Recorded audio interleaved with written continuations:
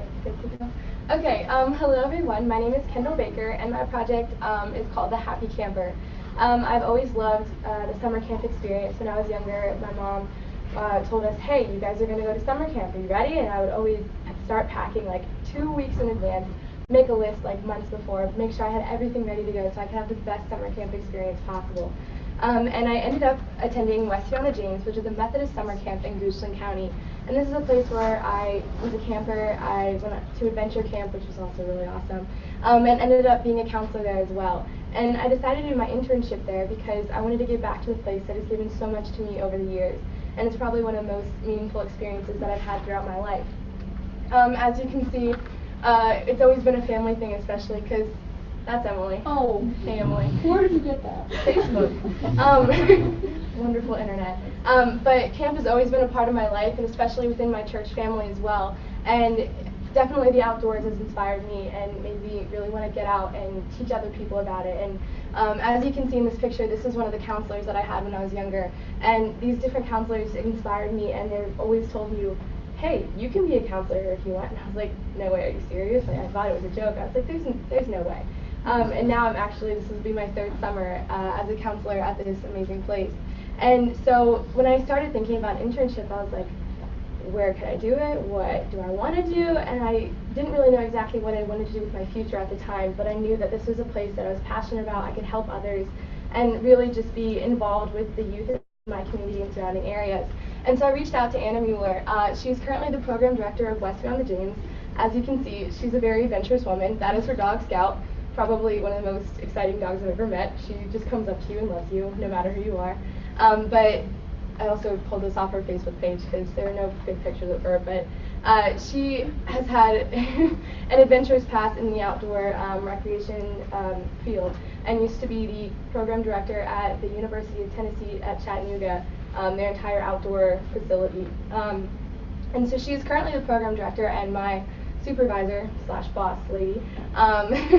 But I reached out to her asking if there were any programs that I could help out with, learn from her, and kind of see the more planning and business side of what goes into running a summer camp.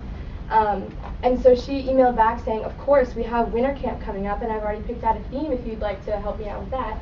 And so I ended up interning with her and helping plan Westview Winter Camp, which was a weekend full of Christmas and camp activities all combined together. And so we emailed back and forth saying, well, okay, well, when do you want to meet? What do we want to do? And so I ended up going to camp one day, and I brought a notebook and a pen with me, not knowing what I was going to do. And I ended up getting there and being in her office, and we started planning out the entire weekend.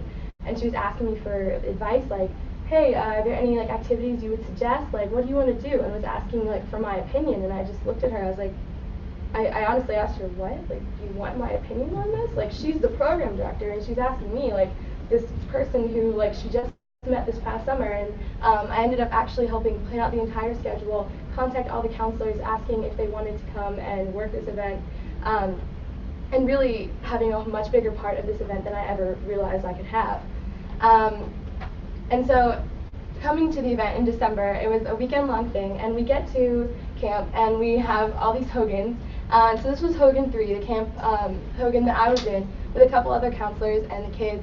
And it's just an amazing experience because you get there, and these kids have gone to summer camp before.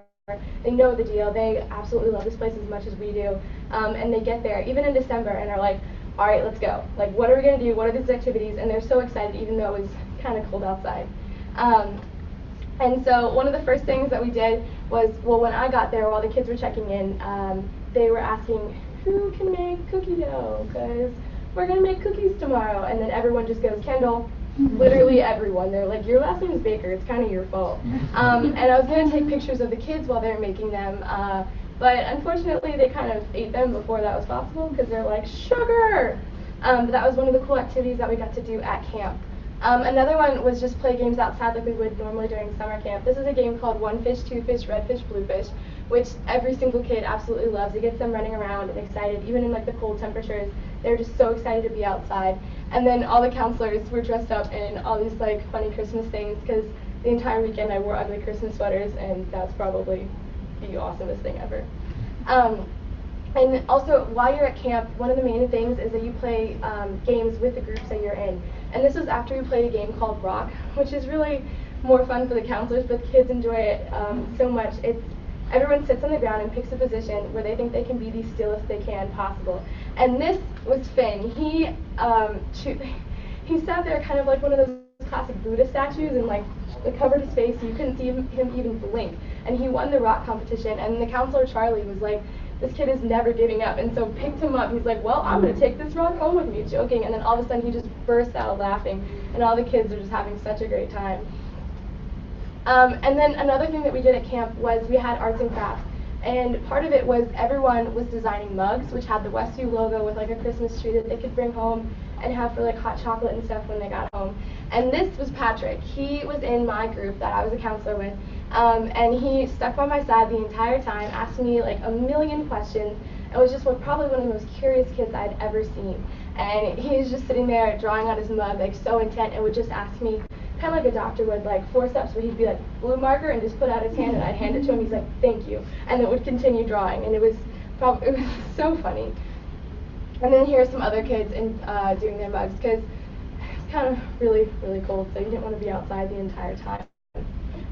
But actually, this was probably one of the most rewarding parts of the weekend, was when we were planning the event itself, she asked me if I had any ideas to get the kids involved in not necessarily just camp activities, but also getting involved in the community.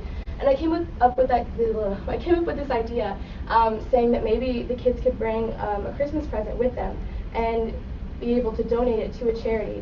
And so what we did was each kid was required, like they were asked to bring gifts, and if they didn't, they had extra ones. But so that each kid picked out their gift, and there was an entire wrapping station set up in the dining hall. And so each kid brought their present, got to pick their wrapping paper, and then wrap it themselves, and kind of got that I'm giving a gift to someone else. So even as like a young child, just kind of getting involved in the community service like aspect of life, like being ready to give, and that's what the true meaning of Christmas is. And since we are at church camp, we wanted to really emphasize that. This was Finn, and he was very adamant that he could wrap it himself. His mother had already taught him. He did not need help from anybody else. And so it was a really cool experience, because you see these kids being so independent away from their homes that, I mean, he wrapped it perfectly. I was impressed. But just seeing the independence of kids and the joy that they find in giving and in camp activities. And then afterwards, they wrapped them and put Merry Christmas cards on them and put them underneath the tree just like you would normally. And we explained to them that they were giving them to somebody else to make them have a better Christmas. And they really loved that idea, that they were giving back to the community surrounding them, and even in just a small way that would bring others so much joy. And this brought me to my research question, wondering how summer camp affects childhood developmental behaviors. And there's always the question of nurture versus nature, like how do kids become who they are? And I really wanted to look at the impact of summer camp on a childhood experience. And most of the research that I found revolved around these 5 categories, saying that these were the different categories in life that came together that influenced how children became who they really were. But two of the biggest problems that kids have at camp, one of them being homesickness. I found a lot of research studies about them, where they would have kids come to a camp and they would study the effect of homesickness on the kids, and that some of these kids were away from home for the very first time. They'd never left their parents. They had never been in a strange environment by themselves. And so really homesickness is a big problem at camp, and especially as a counselor, I've seen it dozens of times, and it's really a psychological thing most times. The worst part is homesickness is very contagious. One kid will be like, I'm homesick, and yell it out across the entire cabin, and it's not a good thing.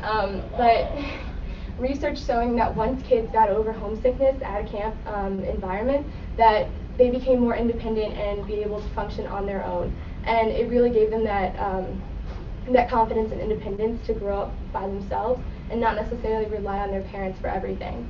And the next thing was a fear of trying new things. A lot of kids see an activity at camp that they may not be familiar with, and they're like, no, that's okay, I'm good, because they either don't want to embarrass themselves in front of their peers, or they think that they just can't do it. And so a big part at camp is the counselors encouraging kids that you can do anything you put your mind to, and definitely once kids overcome their fears, they become a lot more confident and believe that they can actually do things themselves.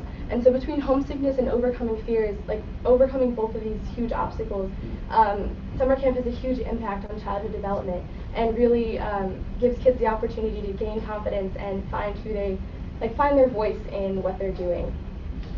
And this kind of led me to my community service. My mentor for my internship, Anna, she's really big into environmental conservation and exposed us to this program called Leave No Trace, which is the Center for Outdoor Ethics at the beginning of last summer. And it's a program that teaches people how to responsibly be in the outdoors. And so I looked into it, I looked online, I was like, how can I get involved with this organization? It seems really awesome. I want to be able to help both like the environment and the community. And so I looked online and I found this awareness workshop for Leave No Trace down in Virginia Beach. And this is Steph and Andy, and they're the traveling trainers that partnered with Subaru and Leave No Trace. And there are 4 groups of pairs that travel the United States teaching people these awareness workshops. And so they are the East Coast representatives, and they travel all up and down the East Coast every year teaching people all about Leave No Trace. And so I went to this awareness workshop and learned so much about it. When I got there, they had all these chairs set up and a whole presentation slide and everything. And basically, they were age ranging from children all the way to adults, and grandparents had brought their grandchildren. And so definitely an all-age activity. And so they had an entire presentation on the 7 principles of Leave No Trace.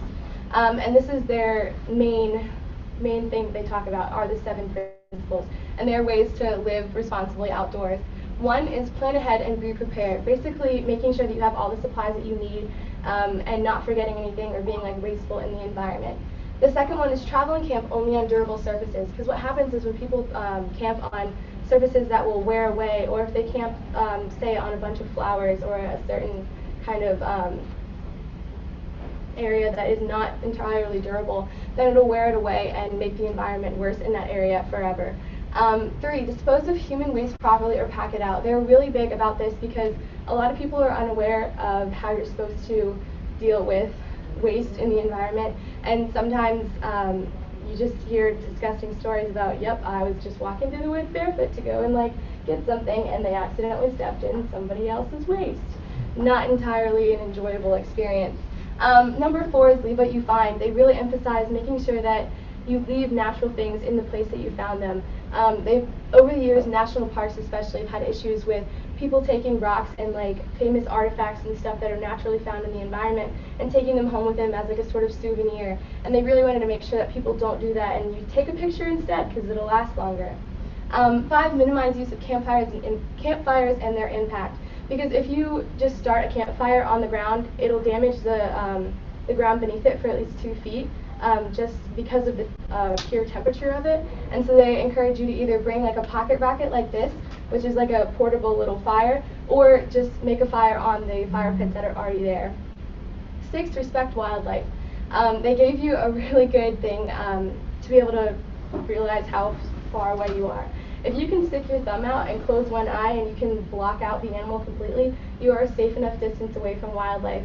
And that way you can observe but not be in danger. And then be considerate of other visitors. Just making sure that you're leaving a place the way you found it and so that others can enjoy it after you do. And so these 7 principles are really big, and I was like, this is just so awesome. Another part of the awareness workshop was Andy had a bag of trash and had all these different items, and he just dumped it on the floor and said, what we're going to do is we're going to organize it from least amount of time to most amount of time that it'll take to decompose and be gone when people leave it in the environment. And so these were actually all things that they had found on the ground when they were going on hiking trips with people for different Leave No Trace events. And so he asked us to put them in order of how long we thought it would take them to decompose. And this little kid right here, he was very into it. He has a smile on his face, and he had just moved the items thinking that this is the perfect order, I have got it. But what most people don't know is, well, in this bag, this was an old banana peel, and banana peels and oranges actually take up to 2 years to decompose fully from the environment. So a lot of times people just throw peels and be like, oh, it's fine, it'll decompose, it's natural, it's fine. but it takes 2 years. And what happens sometimes is the animals will start eating them and get hooked on these like old peels and stuff and not look for food on their own and just rely on human waste. But it's really interesting because then also cigarette butts take 1 to 5 years to decompose. Plastic trash bags that you get from Food Life take 10 to 20 years. And even then, those never fully disappear. They just break up into small enough particles that you don't really see them anymore, but it's always going to be there. And then glass bottles will take up to 1 million years to be fully released back into the environment through a decomposing process. After that awareness workshop, I wanted to really get involved more with the Leave No Trace Foundation and their organization as a whole. And so I looked online, and they have master educators, people who have taken multiple Leave No Trace courses and become a master educator and teach others about Leave No Trace. And this is Joey Parent. He actually works at the VCU Outdoor Center, and he's the assistant director of outdoor adventure programs. And so he does a lot with the surrounding area. As you can see, he's very adventurous. But I looked online, and he teaches all these extreme kayaking classes, and while he teaches people how to do all these other activities, he also, in the process, teaches them about Leave No Trace. And I will be talking with him and asking him questions like, how do you teach people about Leave No Trace, and try to really figure it out and just learn from what he has done with his experiences. But after a conversation with Steph and Andy, once the awareness workshop ended, they were telling me about other different ways to get involved. And one of them was the PEAK program, which is a partnership program between REI and Leave No Trace. And it's promoting environmental awareness in kids. And so it's an online kids program that is kid-friendly, it's very easy to use. And I started looking it up, and they have the 7 principles online. You can log in and say your name. You'll even get a certificate at the end when you complete the course. And it's a really cool interactive thing with all these little characters telling kids about how to leave no trace in the environment. They even have the same how long does it last activity that we had in the awareness workshop. So definitely, if you don't have time to go to an awareness workshop, they have it right online. And that leads to the second part of my community service. I plan to talk to all the youth at my church. Since I first got involved with Westview on the James because of this church, they asked me, do you want to go to this summer camp? And I was like, sure, I love summer camp. And we ended up all going to Westview on the James. And so I plan to talk to all the youth that are planning to attend camp this summer and give them a presentation on Leave No Trace and make sure that they realize what their impact on the environment is and really help them to understand, as well as making it part of the curriculum at camp this summer in both nature classes and just in general. And I plan to make sure that so many kids learn about Leave No Trace and that it will carry on with them into their future. And next year I plan to attend James Madison University and join their nursing education program to graduate hopefully with a Bachelor's of Science in Nursing. I want to do this because while my internship with Westview, it wasn't necessarily a do I want to do this with my future kind of question. It was a this is something I know I'm passionate about and I know I would really enjoy and learn from. And so definitely learning from Anna, I learned the business side, the leadership side of it, and really the planning and execution of how to run a program, but really the overall theme of helping people. As a counselor at Westview on the James, I get to help children. I get to be a positive role model for them and help them in any way that I can. And I feel that nursing in the medical field, that combination just really pushed me towards this is exactly what I want to do because I love helping people. And any advice I would give to upcoming seniors would definitely be to follow your passion. I didn't really know that I even wanted to go into nursing until this fall actually, but I knew that I had a passion and I wanted to follow it, and it led me in the direction of another way to help people. So definitely pick something that you're passionate about, something that you're going to enjoy, and not just, oh, I have to do an internship, I need to do something, and just find something that you're really going to enjoy. And that is all I have. Any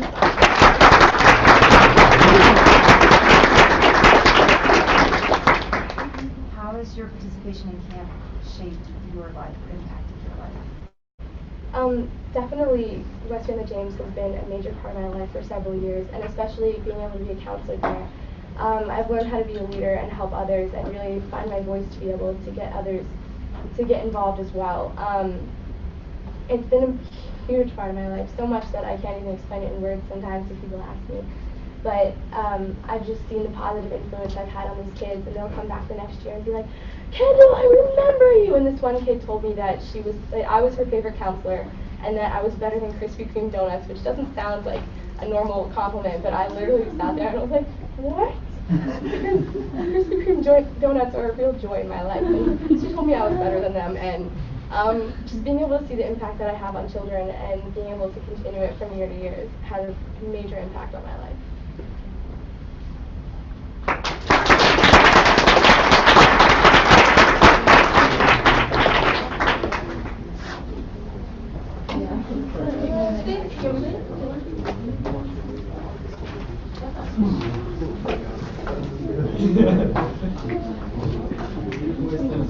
Sounds like